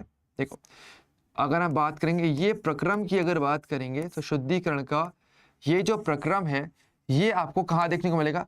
जब आप जीओसी पढ़ोगे 11th क्लास की सामान्य कार्बनिक रसायन, तो उसमें इसमें इस प्रक्रम का जिक्र भी किया गया। अब ऐसे हम जानते हैं ऊर्ध्वपातन होता है क्या है, कि ठोस बहुत इजीली थोड़ा सा गर्म करे तो डायरेक्टली गैस अवस्था में बदल जाए। अब फायदा क्या रहेगा कि अशुद्धि जो है वो तो गैस अवस्था में बदलेगी नहीं, लेकिन जो पदार्थ एक्चुअल में जो शुद्ध पदार्थ है वो आपका गैस में बदल जाएगा, तो अशुद्धि अलग हो जाएगी और मेरा शुद्ध पदार्थ आपको अलग मिल जाता है। जैसे कि आपका अशुद्धियों को आप शुद्ध पदार्थ से अलग कर सकते हो। जो ऊर्ध्वपातित हो सकता है वो होगा, जो नहीं हो सकता वो वैसे का वैसा रह जाएगा। तो ये आपका ऊर्ध्वपातन का प्रक्रम होता है जो काफी अच्छा रहता है, ठीक है। तो ये आपको देखने को मिलता है, ओके, क्लियर है?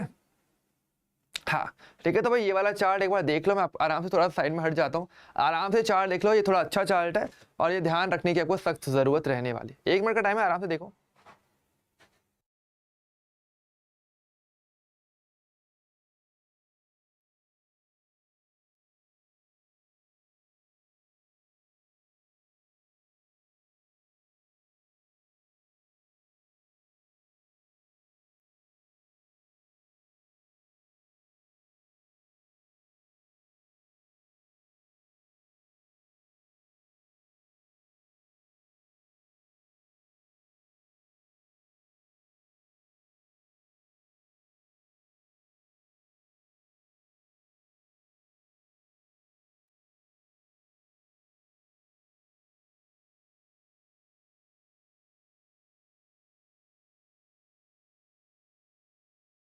ओके, यहाँ तक का क्लियर है? चले, बहुत बढ़िया है ना। तो देखो ये वाला पार्ट थोड़ा सा आपके लिए इंपॉर्टेंट रह जाता है, ठीक है। अब देखो, अब हम बात करते हैं हमारा जो अगला टॉपिक है, जो कि मेरा डाल्टन का परमाणु सिद्धांत है। अब देखो ये सिद्धांत क्या है, कहाँ से आया था, ये थोड़ा समझते हैं ना। हालांकि इसको थोड़ा बहुत आपने छोटी क्लास में पढ़ा भी होगा, लेकिन इसको हम थोड़ा सा और डिटेल में पढ़ते हैं अभी के लिए, ठीक है। तो देखो यहाँ पर थ्योरी है, लेकिन थ्योरी से पहले चलो एक बेसिक आइडिया लेके चलते हैं, ठीक है। थ्योरी भी आपके पास रहेगी, देखो आपके पास प्रॉपर नोट्स रहेंगे। आप चाहो तो हैंड रिटन जो जैसे मैं लिख रहा हूँ, आप चाहो तो उसको शॉर्ट में भी लिख सकते हो, या फिर आप चाहो तो पूरे नोट्स भी लिख सकते हो, वो आपका मन है, ठीक है। लेकिन अल्टीमेट बात यह है कि आप नोट्स अच्छे से बनाना, और जो भी आपको अच्छा लगे ना उसको अच्छे से लिखना, पर कोई भी चीज मिस मत करना, ठीक है। अब देखो, तो असल में देखो बात कहां से आती है, बात असल में आती है कि हम जानते हैं कि मेरे पास पदार्थ तो होता है, ये पदार्थ है यानी कि, या फिर जिसका द्रव्य कहते हैं वो हमारे पास है। अब हमने क्या बोला था, हमने ये बोला था कि आपके पास जो द्रव्य है वो कणों से मिलकर के बनता है, जहाँ पे कण होते हैं, है ना। तो अब इस एक्सपेरिमेंट को चलो कराओ। तो डाल्टन ने ये बोला कि अगर आप कोई पदार्थ लो, चलो आप एक एक्सपेरिमेंट चालू कर लेना। आप ऐसे ही कोई भी एक इस प्रकार से आप चाहो तो कोई भी एक कागज ऐसे ले सकते हो, ठीक है। कोई भी कागज आप चाहो तो लेना, इस कागज को फाड़ना, तो क्या मिलेगा आपको, एक कागज और छोटे टुकड़ों में बढ़ जाएगा, ठीक है। और छोटे टुकड़ों का फिर से फाड़ना, तो बार बार ये चीज करते जाना। आपको ये देखने को मिलेगा कि एक टाइम पे शायद उसे आप और कट नहीं कर पाते, मतलब हाथ से नहीं कर पाओगे। फिर आप चलो कैंची का यूज कर लो, चलो कैंची फेल हो जाएगी। मान लो आपके पास कोई बहुत अच्छी मशीन है, आप उसको और छोटा छोटा विभाजित किए जा रहे हो, ठीक है। और एक टाइम लेकिन ऐसा आएगा कि अब आप उसको और ज्यादा विभाजित नहीं कर सकते, और कट नहीं कर सकते, चाह करके भी नहीं कर सकते ना, कोई मशीन कोई युक्ति ऐसी नहीं है। तो पदार्थ का वो सबसे छोटा कण जिसको और अधिक विभाजित नहीं किया जा सकता, डाल्टन ने बोला कि भाई ये जो सबसे छोटा कण है ये परमाणु होता है। क्या बोलते हैं इंग्लिश में, एटम। तो यहाँ पे सबसे पहले बार था जब आपके परमाणु शब्द असल में निकल के आया था, ठीक है। तो डाल्टन ने ये बोला था कि अगर पदार्थ को अगर मैं क्या करूं, छोटे कणों में अगर उसका विभाजन किया जाए लगातार, तो एक ऐसी स्थिति आएगी जहां पर आपको एक ऐसा कण प्राप्त होगा, एक ऐसा कण आपको मिलेगा जो कि क्या होगा, अति सूक्ष्म होगा। अति सूक्ष्म मतलब कि जिसको आंखों से तो आप बिल्कुल भी नहीं देख सकते, ठीक है।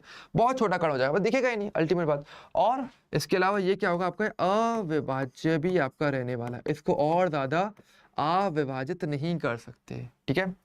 तो वो बेसिकली आपका जो सबसे छोटा कण है उसको आप क्या बोलोगे, इसको उसने बोला कि ये तो सबसे छोटा कण है जो अति सूक्ष्म है और अविभाज्य और विभाजित नहीं हो पा रहा है, इसको मैं कहूंगा परमाणु। इसको परमाणु कहेंगे, ठीक है। इंग्लिश में क्या बोलते हैं, एटम, ठीक है। तो यहाँ से बेटा असल में एटम का जो कॉन्सेप्ट है वो यहाँ से आता है। परमाणुविक अवधारणा या परमाणु सिद्धांत ऐसे दिया गया था, ठीक है। और यहीं पर इसी को बताते हुए डाल्टन ने जो है एक्चुअल में अपना सिद्धांत दिया था, जिसका पूरा नाम क्या था, जॉन डाल्टन ने ये सारी बात बताई थी। किसने बताया था, आपके जॉन डाल्टन नाम के जो साइंटिस्ट है इन्होंने बताया था। और यहाँ पर इस पॉइंट पे इन्होंने जो सिद्धांत दिया था इसको बोला गया था डाल्टन का परमाणु सिद्धांत।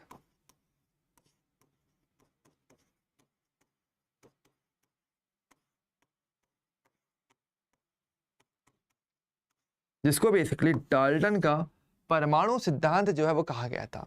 काफी अच्छा सिद्धांत था, बहुत से सिद्धांत था, फिर क्या क्या बातें बताई गई थी, चलो थोड़ा सा सियोरिटी के बाद देख लेते हैं कि क्या क्या चीजें उन्होंने बोली थी। हालांकि ये बातें यही थी, हालांकि इसकी डिटेलिंग भी हमें जानने की बहुत जरूरत रहेगी, डिटेलिंग भी थोड़ा पॉइंट्स उसने दिए तो होती बात है। एक बात ध्यान रखना, वैसे आपने नोटिस करोगे कि जब भी कोई सिद्धांत दिया जाएगा ना, तो कोई सिद्धांत ऐसे ही हवा में नहीं दिया जाता है, उसके लिए एक्चुअल में आपको काफी सारे स्टेटमेंट देने पड़ते हैं, काफी सारी बातें बतानी पड़ती है कि भाई आप अपनी बात को बोल तो रहे हो, लेकिन इक्के दुक्की बात नहीं, अच्छे से चीजें बताओ कि भाई एक्चुअल में बोलना क्या चाह रहे हो। तो इसके से कुछ पॉइंट्स भी देते हैं, हम उनको भी अच्छे से समझेंगे, ठीक है। तो देखो डाल्टन ने अगर देखा तो डाल्टन ने दिया था अपना डाल्टन का परमाणु सिद्धांत। इसमें उन्होंने क्या बोला था, मेन स्टेटमेंट तो उनका यही था। क्या मेन स्टेटमेंट क्या था कि डाल्टन के परमाणु सिद्धांत के अनुसार प्रत्येक पदार्थ छोटे छोटे कणों से मिलकर के बना होता है, जिसको आप क्या बोलते हो, जिसको आप परमाणु कहते हो। इसने कहा था और यह परमाणु को किसी भी भौतिक या रासायनिक विधि से विभाजित नहीं किया जा सकता। यानी ये सबसे छोटा कण है जिसको आप और ज्यादा विभाजित नहीं कर सकते। आप चाहे कोई विधि लगा लो, आप कोई केमिकल रिएक्शन कर लो, आप चाहो तो ऐसे खुद मशीन से ट्राई करके देख लो, क्योंकि भौतिक प्रक्रम का क्या है, मशीन का यूज करना, तो आप किसी भी तरीके से इसको और ज्यादा विभाजित कर ही नहीं सकते। तो ये जो सबसे छोटा कण है इसको आप बोलोगे परमाणु बोलोगे। इन्होंने ये चीज कहा था, ठीक है। इन्होंने केवल इतना ही बताया था कि ना परमाणु के बारे में बताया था, सबसे पहले इन्होंने ही बताया था, ठीक है। अब इन्होंने क्या कहा था भाई, इन्होंने अपने सिद्धांत में इसके अंदर कुछ बातें बताई कि परमाणु क्या हो सकता है, कैसे हो सकता है, तो इसके कुछ पॉइंट्स बताए थे। चलो हर एक पॉइंट को पढ़ते भी हैं और इसका प्रॉपर एग्जाम्पल से समझते भी हैं, ठीक है। तो क्या क्या पॉइंट्स बताए एक बार थोड़ा देख लेते हैं। देखो सबसे पहला इन्होंने कहा था, मुख्य बिंदु क्या कहते हैं, पहली बात तो कि प्रत्येक तत्व अति सूक्ष्म अविभाज्य कण से मिलकर बनता है, जिसको परमाणु कहते हैं। जो बेसिक डेफिनेशन ही थी, सबसे पहले तो वही था। दूसरा इन्होंने क्या बताया, दूसरा इन्होंने बोला था कि किसी भी तत्व कि एक तत्व के सभी परमाणुओं के द्रव्यमान और उनके गुण में समान होते हैं। ठीक है, मतलब अगर मैं एक ही तत्व को लेकर के चलता हूं तो जो भी उसके अंदर परमाणु पाए जाएंगे वो सभी समान पाए जाएंगे। कैसे, देखो इसका एग्जांपल लेके चलो। देखो यहाँ पर जैसे कि मान लो मैं क्या लेता हूँ, मैं बेसिकली सोना लेता हूँ, है ना। सोना तो सभी को पता है, गोल्ड, सोने वाला सोना नहीं, सोने वाला सोना, मतलब गोल्ड वाला सोना। ये नहीं कि इस रात को सो रहे हो, वो वाला सोना नहीं कह रहा। जैसे कि आपको सोने का मैं टुकड़ा लिया, अब इसके अंदर क्या होगा, मतलब परमाणु आपके पास होगा। तो मैंने आपको ये बोला स्क्वायर यानी वर्गाकार, ये जो मैं आपको बॉक्स बना रहा हूँ, ये मान के चलना कि बिल्कुल सभी के सभी बिल्कुल एक जैसे बन रहे हैं, ये आपको मान लेना। ठीक है, इमेजिनेशन का काम है, थोड़ा सा साइंस, मैं तो मैथ्स के बच्चे वैसे ही हो, थोड़ा सा मान लो। ठीक है, तो यहाँ पर क्या मैंने बहुत सारे ऐसे क्या बना दिए, ये है मेरे सोने के परमाणु। सोने का सिंबल AU होता है ना, तो AU के परमाणु है ये मेरे लिए, AU के परमाणु। ठीक है, तो आप देखो ध्यान से देखो, मैंने हर एक को बिल्कुल एक जैसा बनाने की कोशिश की, मतलब एक जैसे ही है ये मानना। तो सारे के सारे सोने के परमाणु, जो इस सोने के तत्व जो तत्व है इसके अंदर पाए जाते हैं, वो बिल्कुल एक जैसे रहेंगे। इनका द्रव्यमान या इनके वजन की बात करो या इनके अन्य किसी गुण की बात करोगे, तो वो सभी के सभी आपस में समान रहेंगे। आप बोलोगे पहला परमाणु दूसरा परमाणु से अलग है, नहीं, सारे के सारे सोने के परमाणु बिल्कुल एक जैसे पाए जाते हैं, एक ही तत्व के अंदर जो मिल रहे हैं। डाल्टन ने ये बोला था। और देखो इसमें एक लाइन और भी बोली थी, क्या, किंतु भिन्न भिन्न तत्वों के परमाणु तथा उनके गुण भिन्न भिन्न होते हैं। अगर मैं किसी दूसरे तत्व को उठा लूं और उसके परमाणु से कंपेयर करूं तो वो आपको अलग मिलेगा। जैसे कि देखो मान लो मैंने क्या ले लिया, एक चांदी का टुकड़ा ले लिया, ये क्या आपकी चांदी यानी कि आपका Ag। तो यहां पर क्या, मान लो ऐसे ट्राइंगल करके मैं इसके परमाणु बना रहा हूं। ठीक है, तो ये क्या आपका Ag के परमाणु है, आपको जो यहाँ पर आपको दिए हुए हैं Ag के परमाणु, चांदी के परमाणु। ठीक है, अब देखो अगर मैं आपसे पूछूं, देखो Ag के परमाणु है तो ये सारे भी ट्राइंगल है, एक जैसे बनाए गए, मतलब ये भी आपस में सारे के सारे सेम है। Ag के अंदर तत्व के अंदर जो परमाणु है वो सारे के सारे सेम है। लेकिन मैं कंपेयर कर रहा हूँ Ag और AU के, क्या ये दोनों समान है, नहीं, ये समान नहीं। Ag का अलग परमाणु है, AU का अलग है। और आप देखते भी हो भाई इनके जो गुण है वो अलग अलग होते हैं, क्योंकि देखो चांदी की बात करेंगे वो लाइक व्हाइटिश कलर की होती है, सोने की अगर बात करेंगे तो वो आपका येलो कलर का होता है। तो कहीं ना कहीं ऐसा क्यों है कलर, क्योंकि ये परमाणु अलग अलग है। तो इनके जो गुण देखने को मिलते हैं, जब आंखों से देख पा रहे होते हैं, वो भी अलग अलग होते हैं, है ना। इसी प्रकार से आयरन की बात करेंगे, लोहे के जो परमाणु है वो अलग होते हैं। आयरन में कहीं ना कहीं विद्युत का चालन हो जाता है, सोने या चांदी, सोने में नहीं होता, चांदी में बहुत अच्छा खासा होता है विद्युत का, ये तो बहुत अच्छा चालक है ना। तो वही वाली तांबा भी अच्छा चालक होता है, पर वो अलग प्रकृति का होता है थोड़ा सा। तो यानी कि हर किसी तत्व के अंदर जो परमाणु है वो सारे तो सेम रहेंगे आपस में, लेकिन अलग अलग तत्वों से कंपेयर करोगे तो वो अलग अलग मिलते हैं। इसमें ये बोला, और बात करने की लॉजिकल सही भी थी, है ना। आगे देखो क्या लिखा है, आगे यहाँ पे ये लिखा है कि एक से अधिक तत्वों के परमाणुओं के निश्चित अनुपात में संयोजन से यौगिक बनता है। अब देखो तत्व और यौगिक असल में अलग अलग चीज होती है। ठीक है, देखो कैसे, जैसे कि मान लो आपको पता है जल की बात करते हैं, जल बेसिकली क्या है मेरा, जिसका फॉर्मूला H2O होता है, ये मेरे लिए एक यौगिक हो जाता है। ठीक है, हालांकि देखो आगे हम डिटेल में और समझेंगे वैसे तो कि यौगिक और तत्वों के बीच का डिफरेंस क्या है, वो भी पूरा डिटेल में समझेंगे, लेकिन फिर एक आइडिया लेके चलते हैं। यौगिक मेरा हो गया H2O, ठीक है, जल मेरा अब यौगिक होता है। ये कौन कौन से तत्वों से मिलकर बनता है, आप ये बोलोगे भैया ये दो तत्वों से मिलकर बनता है।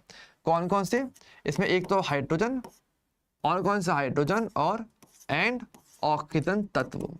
तो आप हाइड्रोजन ऑक्सीजन को तत्व बोलते हो, लेकिन कभी जल को तत्व बोला कि जल एक तत्व है, आपने ऐसा कभी नहीं बोला होगा। अब ऑक्सीजन को तत्व बोल रहे हो, हाइड्रोजन का बोल रहे हो, इनको यौगिक नहीं बोलते, क्योंकि ये आपस में एक निश्चित अनुपात में मिल रहे हैं। अनुपात कैसे, क्योंकि देखो इनकी संख्याओं का अनुपात फिक्स है, ये जब भी मिलते हैं तो आपको पता है हाइड्रोजन हमेशा 2 होता है और अनुपात ऑक्सीजन हमेशा 1 है। ये हमेशा 2:1 में मिलेंगे, चाहे जितनी संख्या होंगी।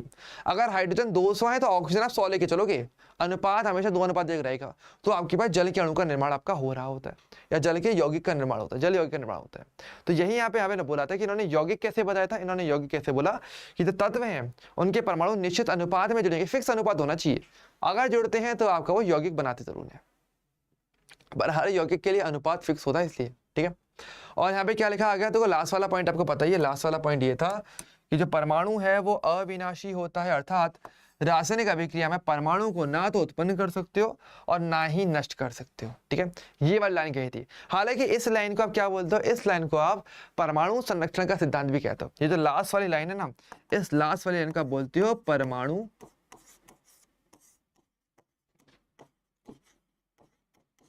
परमाणु संरक्षण का सिद्धांत, ठीक है। इसको परमाणु संरक्षण का सिद्धांत मतलब परमाणु संरक्षित है, वो खत्म नहीं हो रहा है ना वो बनेगा, जो जितना है वैसे का वैसा रहेगा।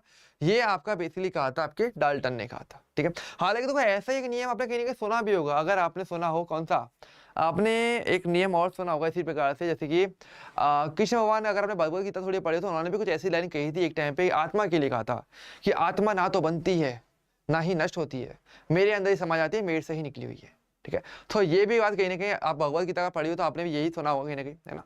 तो वही कुछ ऐसा ये भी था कि ऊर्जा की परमाणु की बात करेंगे तो वो भी अविनाशी है, वो कभी खत्म नहीं होता है, मतलब वो बस क्या करेगा, ना तो बनेगा ना खत्म होगा, ठीक है। वो आपका परमाणु संरक्षण मतलब वो संरक्षित रहता है, फिक्स रहते हैं। तो इसमें एक तरीके से मीनिंग ये निकल रहा है कि एक ब्रह्मांड के अंदर जितने भी परमाणु पाए जाते हैं उनकी संख्या फिक्स हो जाती है। इसका मीनिंग तो ये भी हो गया ना कि किसी ब्रह्मांड के अंदर आप बोल रहे हो कि ये परमाणु नष्ट नहीं होगा, बनेगा नहीं, मतलब परमाणुओं की संख्या क्या है, निश्चित है। एक तरीके से ये भी मीनिंग निकल के आता है, लॉजिकल बात, काफी एक बोल्ड स्टेटमेंट उस टाइम पे जॉन डाल्टन ने दिया था। ओके, तो ये सारी बातें थी जो डाल्टन के द्वारा बताई गई थी, ओके, अपने परमाणु सिद्धांत के अंदर, ठीक है। क्लियर है? ओके, क्लियर है? ओके, हेलो भाई, हेलो, काफ़ी लेट ज्वाइन किया है, हाँ चलो ठीक है, कोई बात नहीं है, अभी तो काफ़ी हद तक क्लास क्योंकि ऑलमोस्ट एंड से पे आ चुकी है। हालांकि देखो मैं आपको बताता हूँ, आपके लिए काफ़ी लेट ज्वाइन किया, चलो ठीक है, कोई बात नहीं, पर देखो अगली बार से टाइम पे ज्वाइन करना। और मुझे लगता है शायद कोई टेक एरर या कोई एरर आया होगा, शायद इसलिए आप ज्वाइन नहीं कर पाए हो, ठीक है। लेकिन मैं आपको बता देता हूँ, आज क्या देखो हमने काफ़ी हद तक वैसे कुछ बेसिक्स टॉपिक्स हमने सीखे हैं, ठीक है। तो आप एक बार ज़रूर करना कि आप रिकॉर्डिंग में सही पर इसको देख ज़रूर लेना, ठीक है। और आपकी जो आगे क्लास रहेगी उसमें हम थोड़ा सा डिस्कस और करेंगे, हल्का सा रिकैप ले लेंगे ताकि आप कुछ भूलो नहीं और काम की चीज़ें आपको पता रहे सारी। ओके, क्लियर है? ठीक है, तो बेसिकली हम बात कर रहे थे आपका डाल्टन के परमाणु संरक्षण के सिद्धांत पे, ठीक है। अच्छा, अब देखो वही वाली बात है, इस सिद्धांत की कुछ कमियां भी थी अगर देखा जाए तो, क्योंकि ये फेल होता है, ठीक है। इसमें कमी क्या कहती है, इसकी कमी भी हम समझेंगे, ठीक है। इसकी कमी क्या कहती है, चलो उसको थोड़ा सा डिस्कस कर लेते हैं, ठीक है। तो देखो अगर हम बात करेंगे इसकी कमी की, तो देखिए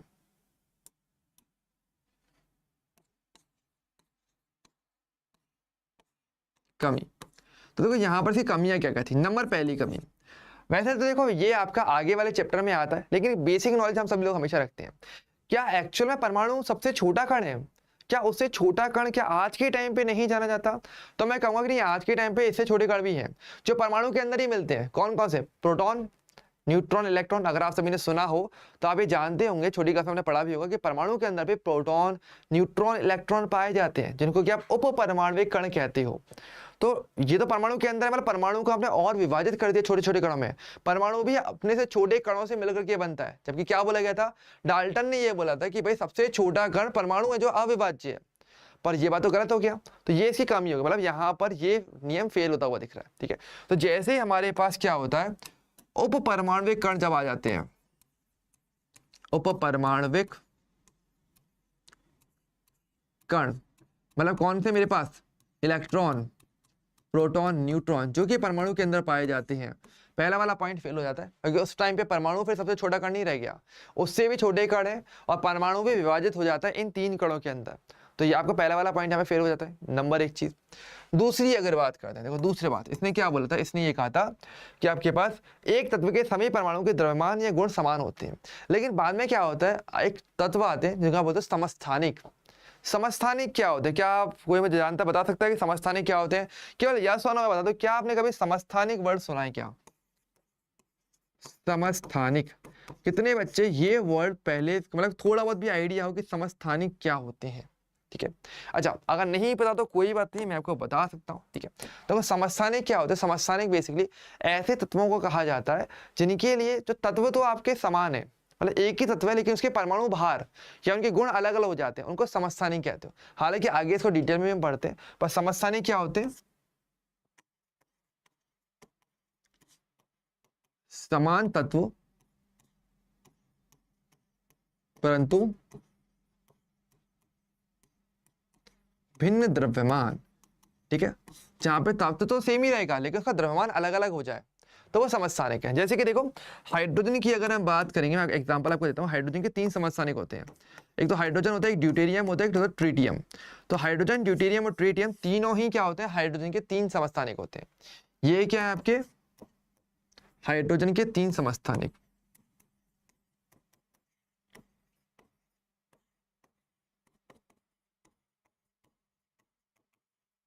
ठीक है।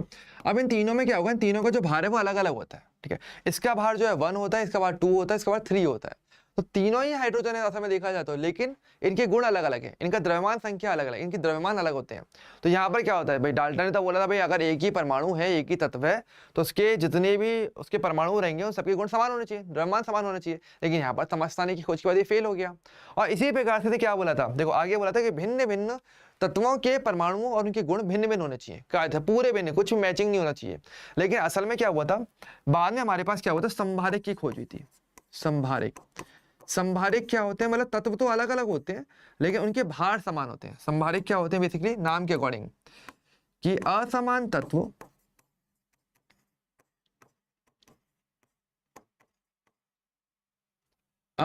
तत्व परंतु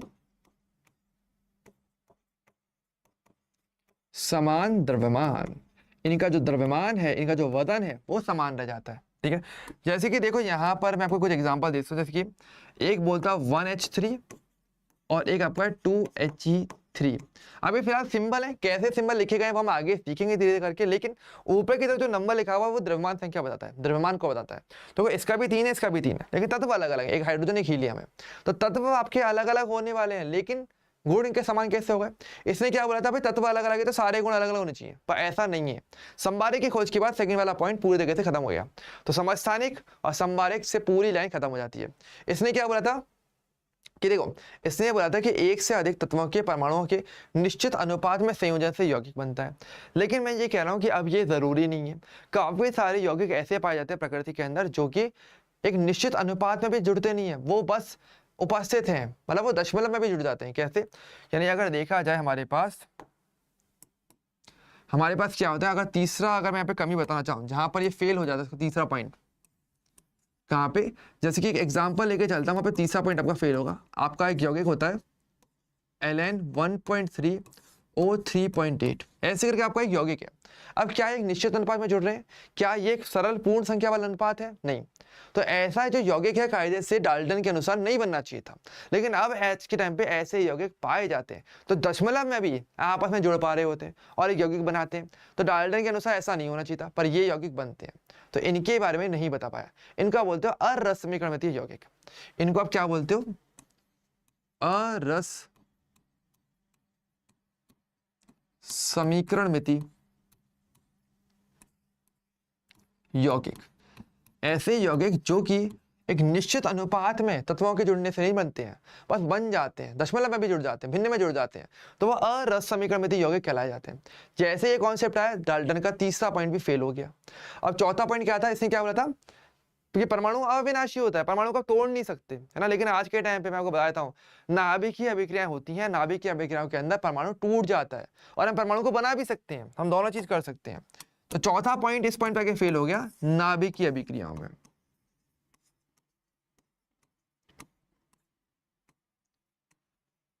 नाभिकीय अभिक्रिया में क्या होता है, परमाणु जुड़ भी सकता है, मतलब दो छोटे छोटे परमाणु को जोड़ दिया, एक बड़ा परमाणु बना दिया, हम ये कर सकते हैं आज के टाइम पे।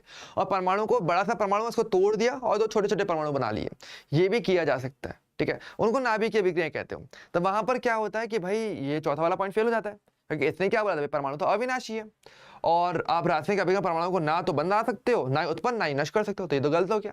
तो इस प्रकार से अगर देखा जाए, डाल्टन ने चारों बातें बोली और चारों बातें आज के टाइम पे गलत हो जाती हैं।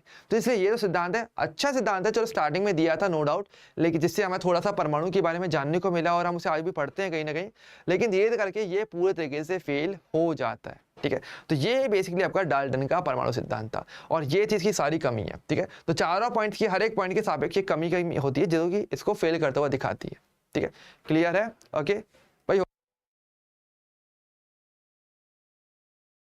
ठीक है, ओके क्लियर है। और इसी के बाद जब ये फेल हो जाता है, वही बात है कि एक चीज कोई फेल होती है तो फिर आगे अन्य सिद्धांत दिए जाते हैं जो इसको सुधारेंगे। तो वो सिद्धांत वैसे आगे आप डिटेल में पढ़ते भी हो परमाणु की समझा चैप्टर के अंदर, जो कि आपका इसका अगला वाला चैप्टर रहने वाला होगा, लेकिन अभी के लिए ये एक बेसिक आइडिया को लेकर चलते हैं। ठीक है, ओके क्लियर है। और देखो अब हमारे पास एक बड़ा और बचता है जो है कि हमारे द्रव्य का वर्गीकरण, कि द्रव्य को किस किस प्रकार से बांटा गया। तो देखो वैसे यहाँ पे पूरी एक टेबल बनी हुई है, ठीक है, पर मैं यहाँ पे चाहूंगा कि यार ये चीज आप थोड़ा सा, अगर आप एनसीईआरटी बुक देखते हो तो भाई देख करके जरूर आना और इसको हम अगली वाली क्लास में डिस्कस करेंगे। ठीक है, लेकिन आज के लिए अगर देखा जाए तो इतना ही काफी रहेगा। ठीक है। ओके, तो देखो इसके अंदर वैसे बहुत सारी बातें, हम द्रव्य को पूरा किस प्रकार से वर्गीकृत करते हैं वो सारी बातें जो हम इसके अंदर देखने वाले होंगे। ठीक है, कि तत्व, अणु, यौगिक, ये सारी बातें पूरी डिटेल में हम समझेंगे। मिश्रण क्या होता है, समांगी विषमांगी मिश्रण, सारी बातें हम देखेंगे कि द्रव्य को आप किस प्रकार से परिभाषित कर सकते हो, किस प्रकार से वर्गीकृत कर सकते हो। ओके, लेकिन आज के सेशन में देखा जाए तो मेरी तरफ से यहीं तक रहने वाला होगा। ठीक है, ओके, आई होप आपको क्लास में समझ में आया होगा। और एक काम जरूर करना, प्लीज देखो सभी लोग क्लास में टाइम पर आना। ठीक है, कोई भी डाउट आएगा तो आराम से पूछ सकते हो, क्लास की स्टार्टिंग में पूछ लो या फिर क्लास की एंडिंग में पूछ लो। आपको पता है क्लास का टाइम क्या है, केमिस्ट्री क्लास आपकी 6:20 पे स्टार्ट होती है और 7:30 तक आपकी क्लास रहने वाली है। ठीक है, हालांकि आज के लिए हम इतना ही रखेंगे, फर्स्ट क्लास आराम से चलाते हैं, कोई इशू नहीं है, कोई भी डाउट लगे पूछ लेना। ठीक है, और डाउट्स मत रखना। ठीक है, क्योंकि जितना आप डाउट रखोगे ना कहीं वो चीज़ दिमाग में इकट्ठी हो जाती है, तो वो अपने को नहीं करना, अपने को चीज़ें क्लियर रखनी। ओके, ठीक है बच्चों, तो आज के सेशन में मेरी तरफ से इतना ही रहेगा। अब हम मिलेंगे नेक्स्ट सेशन में, तब तक के लिए ये अच्छे से पढ़ना।